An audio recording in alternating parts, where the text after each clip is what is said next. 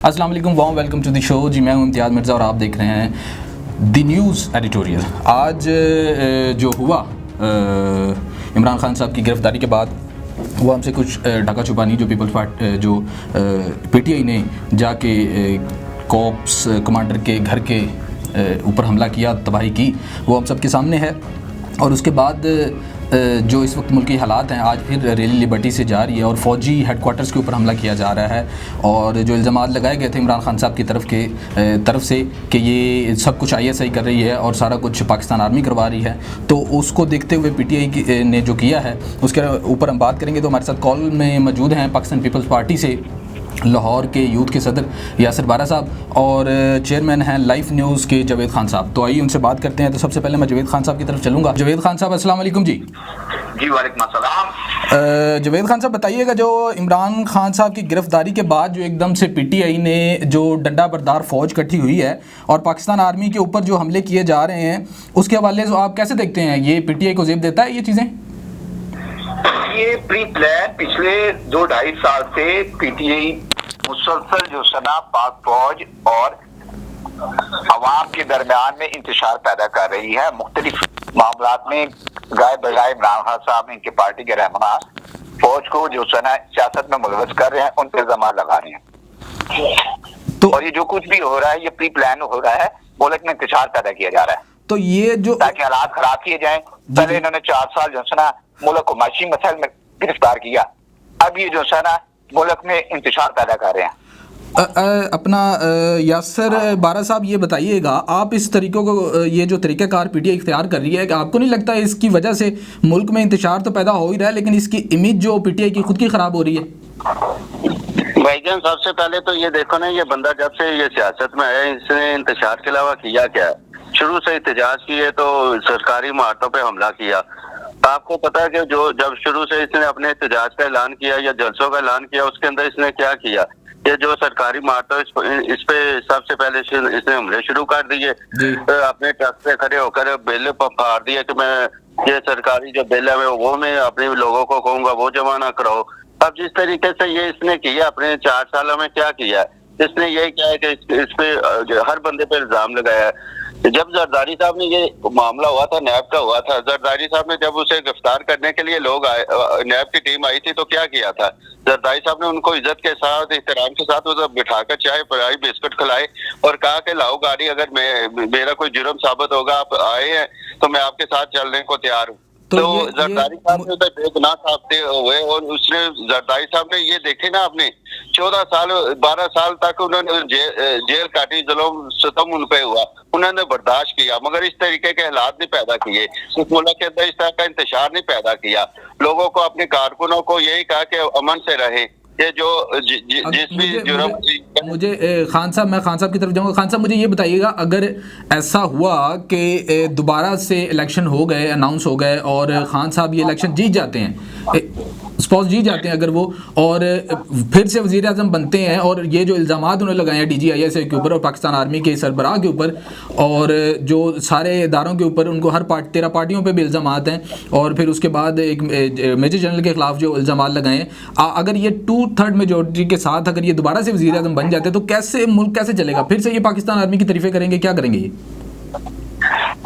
देखिए, असल मसला ये है कि अगर आप आज जिन इदारों को कमजोर कर रहे हैं, उन पे इल्जाम लगा रहे हैं, बॉर्डर पे जो सना वो इदारे ही खड़े हैं, पाक फौज खड़ी है, आप पाक फौज को जो सना बदनाम कर रहे हैं जी, इंडिया के आगे, पूरी दुनिया के आगे उन्हें आप कमजोर कर रहे हैं, कैसे फिर आप उनसे काम लेंगे? आप तो खुद कमजोर करी जा रहे हैं। जैसे अभी बारा साहब ने बताया, जब बेनजीर मोहतरमा बेनजीर साहब की शहादत हुई, उस टाइम भी जरदारी साहब ने मुल्क में बिगड़े हालात को ठीक किया जी।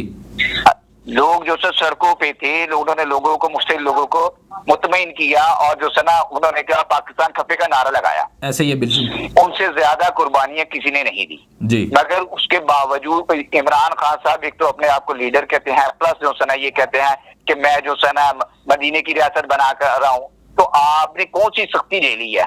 जब से आप आए हैं सियासत में, आपसे तो 2 दिन की जेल नहीं बर्दाश्त हो रही। आप जेल से बचने के लिए अवाम को सड़कों पे ले आते हैं, पुलिस वाले आपको गिरफ्तार करने आते हैं, आप अपने वर्कर के जरिए जो आपके गुंडे रखे हुए हैं, आपने पेड़ गुंडे रखे हैं, उनके जरिए पुलिस वालों के, कभी किसी एसपी को मार दिया, किसी पुलिस वाले को मार दिया, गाड़ियां जला दी। जी, फिर आप कहते हैं कि मैं जो सना मैं अदालतों के आगे पेश हो रहा हूँ। ये जो लिबर्टी में कल हुआ, चंद औरतों ने ये कहा कि जी आप यहाँ पे खड़े होने से कुछ नहीं होगा, हम चलते हैं कोर कमांडर के घर की तरफ। तो कोर कमांडर के घर के साथ जो एक मॉल है CSD मॉल, वो भी लूटा गया कल। कोर कमांडर के घर से सारा कुछ साजो सामान इस्तेमाल। कोर कमांडर के बारे में आप बात कर रहे हैं, कोर कमांडर हाउस बेसिकली ये जो सना कायद-ए-आज़म साहब की प्रॉपर्टी थी, उनकी पर्सनल प्रॉपर्टी थी। इसको बाद में कोर कमांडर ऑफिस बनाया गया। जी बिल्कुल। और इन्होंने उसको कायद-ए-आज़म की जो प्रॉपर्टी है उसको नहीं छोड़ा। हाँ, जो मुल्क बनाने ये जो जलाओ गिराओ कर रहे हैं, बंदे मार रहे हैं, जो गाड़ियों को आग लगा रहे हैं, इससे कौन सा मुल्क में जो सना मुल्क का फायदा कर रहे हैं? जी बिल्कुल। अच्छा, मुल्क को फायदा तो नहीं कर रहे हैं इसमें तो सिर्फ और सिर्फ इंतजार फैला रहे हैं, अफरा तफरी फैला रहे हैं। जो इस टाइम मेन फोकस है, जो बाहर से इन्वेस्टमेंट पाकिस्तान के लिए आ रही है, चाइना या दूसरे ममालिक के लिए, बेसिकली जब भी पाकिस्तान में ऐसा कोई मामला होता है तो तब ये एहतजाज वगैरह शुरू कर देते हैं, अफरा तफरी फैला देते हैं। मैं बारा साहब अमेरिकी एजेंडे पे काम कर रहे हैं। बारा साहब मुझे ये बताइएगा, जो पथराव सिर्फ आर्मी के ऊपर हो रहा है, जो आर्मी का एक आम मुलाजिम है उसकी क्या गलती है? उसके ऊपर पथराव किया जा रहा है, उसको डंडे मारे जा रहे हैं। मुझे ये बताइएगा, ये इंडियन एजेंडा नहीं है या ये इनका शुरू से ये क्या शव है कि सिर्फ पाकिस्तान आर्मी को ब्लैकमेल किया जाए? खाली ये फौज के ऊपर हमला नहीं है, ये रियासत के ऊपर हमला है। ये हमारी फौज के ऊपर का हमला कर रहे हैं, ये रियासत के हमला।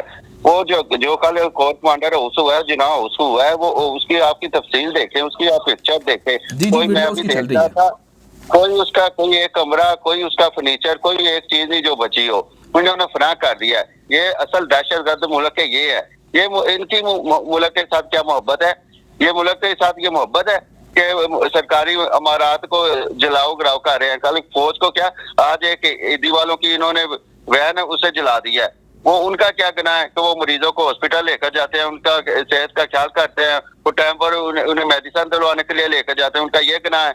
और जो आम लोग हैं, ये कारोबार का क्या इन्होंने हाल कर दिया, दुकानों का जलाओ गिराव कर दिया, जो चीज इन्होंने देखी है उसे जलाओ गिराव कर दिया। ये आग लगाने का क्या मकसद है इनका? बारा साहब, आपको नहीं लगता कि किसी लीडर को, जो वाइस चेयरमैन है शाह महमूद कुरैशी साहब, या किसी और लीडर को आगे आना चाहिए था, उनको बताना चाहिए था कि ये ना करें, आप पूरा अमन एहतजाज आपका क्या वो करें?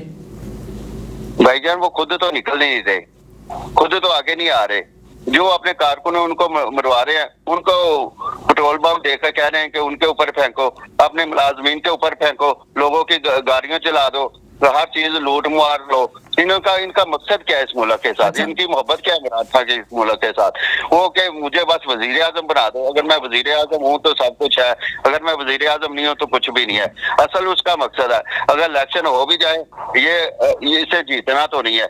अगर इसने फिर भी इलेक्शन नहीं माना कि मेरे साथ धांधली हुई है, एक बंदे की जिद है, एक बंदा, अब मैं इससे क्या कहूँ, एक बंदे की सोच ही नेगेटिव है, वो क्या करेगा इस मुल्क के लिए? इस मुल्क के साथ अगर मोहब्बत थी तो ये देखे ना, वो बेनजीर साहब का शहादत हुई तो जरदारी साहब ने किस तरीके से मुल्क को लेकर आगे चले। उधर भी खप्पे का नारा मारा कि ये नहीं, ये मुल्क सबसे पहले है। जो मामला हो गया ये अगर ये इसी तरह से चलता रहा, जो मुल्क का जो बेड़ा गर्क है वो तो हो ही चुका है और आगे भी होगा। जवेद खान साहब, बहुत शुक्रिया आपका हमारे साथ देने के लिए। मैं 1 मिनट बात करना चाहूंगा। जी फरमाइए। 1 मिनट के लिए। जी जवेद। जो कल जो कुछ हुआ है, हमारी वैसे सुप्रीम कोर्ट तो 1 मिनट से पहले इमरान साहब को जमानत देने के लिए रात 12 बजे अदालतें लगा लेती है, मगर जो कुछ कल से अब तक हो रहा है, अब तक हमारी सुप्रीम कोर्ट क्यों चुप है? क्यों कोई एक्शन नहीं लेती? इस जमात पे पाबंदी क्यों नहीं लगाती? ये इसके ऊपर पाबंदी, जमात को भी दहशतगर्द जमात में शामिल करना चाहिए। दहशतगर्दी और क्या है? मुल्क में लूटमार कर रहे हैं, मुल्क में तबाही मचा रहे हैं, इदारे पे हमले कर रहे हैं, इन पे भी पाबंदी लग जानी चाहिए। इसके खिलाफ जो आर्मी के ऊपर ये हमला हुआ है, तो आर्मी को इनके खिलाफ एक्शन लेना चाहिए। सुप्रीम कोर्ट क्यों नहीं आप इससे 100 मोटो लेती? सुप्रीम कोर्ट को 100 मोटो लेना चाहिए, इन पे भी तो पाबंदी लगानी चाहिए ना। जी बिल्कुल, ठीक हो गया आपका आपका बयान आ गया जी। आपका बयान आ गया। जवेद खान साहब, बहुत शुक्रिया आपका साथ देने के लिए, और साथ में बारा साहब आपका भी बहुत शुक्रिया पाकिस्तान पीपल्स पार्टी से। जी, आपने देखा जो हुआ है पाकिस्तान में कल की तारीख में, ऐसा आज से पहले लीडर और भी गिरफ्तार हुए हैं, नवाज शरीफ साहब हुए हैं, उसके अलावा सबसे पहले जो वज़ीर आज़म जहाँ से ये सिलसिला शुरू हुआ था, उन्होंने भी ऐसा कुछ नहीं किया था। जब बेनज़ीर साहिबा को किया गया तब भी ऐसा कुछ नहीं हुआ था। ये एक जो फ़ौज बन गई है कि जब हमारी हुकूमत हो तो ठीक है, अदरवाइज़ इस मुल्क को जला दो, घराव कर लो, तो ये एक बड़ा गलत काम है। और जो फ़ौज के ख़िलाफ़ एजेंडा चल रहा है, ये भी इसके ख़िलाफ़ कार्रवाई होनी चाहिए और इस पार्टी पर पाबंदी लगनी चाहिए। बहुत शुक्रिया जी, बड़ी मेहरबानी।